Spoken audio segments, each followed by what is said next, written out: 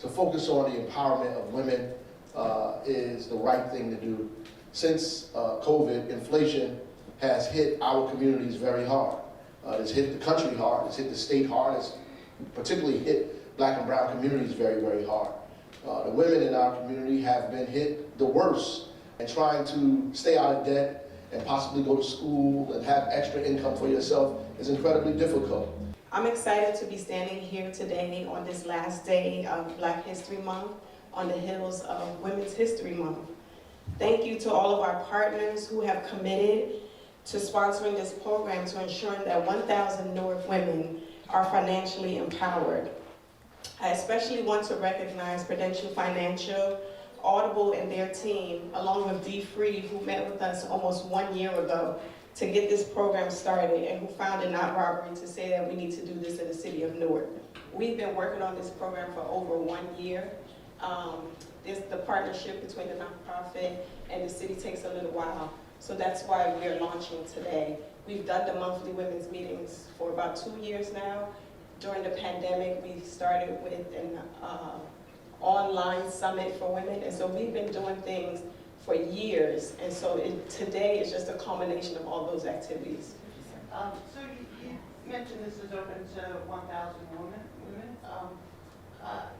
How are our folks, first of all, what's the kind of time commitment people have to put into this, and how are folks selected for the programs? Like, if 2,000 apply, how do you determine?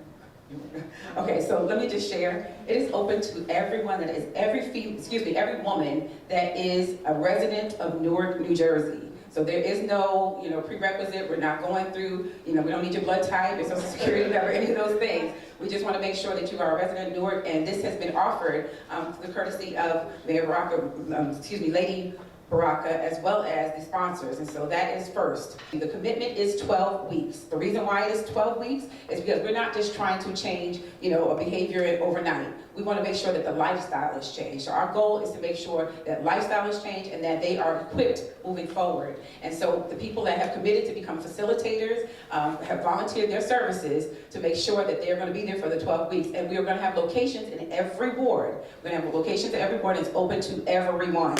So if you are watching this broadcast, or if you want to share this in your media, please do, because we are looking for 1,000 women. And we're not going to stop at 1,000. If we get over 1,000, we'll be happy about that. But our goal is 1,000 women. I hope I answered your questions. Is there a rolling kind of schedule where once you sign up and you're okay, then you begin your own 12-week course? Yes, so we are operating in cohorts. So we have cohorts that we're looking to do. This is the first cohort. So we want you to come on for first cohort. But if you're not able to come on, we do have other cohorts that will be rolling out. But our goal is to have 1,000 women by the end of the year. Can you speak to how are you approaching helping people get past whatever personal fears they might have to engage in something like this? Like, obviously, we all know the math of it, but it's hard to be the person that steps into doing this work. Correct. So how do you approach that? So I can just tell you this, a lot of people have that, attitude, what happens in my house stays in my house, we get it. But in these intimate settings and in all of these locations, we have facilitators that are trained to be able to kind of speak to that very place. And because we have so many, this Kruger Mansion will actually be one of the places. Kruger Scott Mansion will be one of those places, but there are also many located. And because the women that are bringing the information, we're not asking anybody to be a financial expert. They're not, they're leading a small group. And because they're small and intimate, people are more inclined to share. We're not asking for anybody's information. Again, we don't need anybody's information. It really is about their personal accountability, them going through this book and workbook and changing their lifestyle so that they can leave a legacy for those that are going behind them.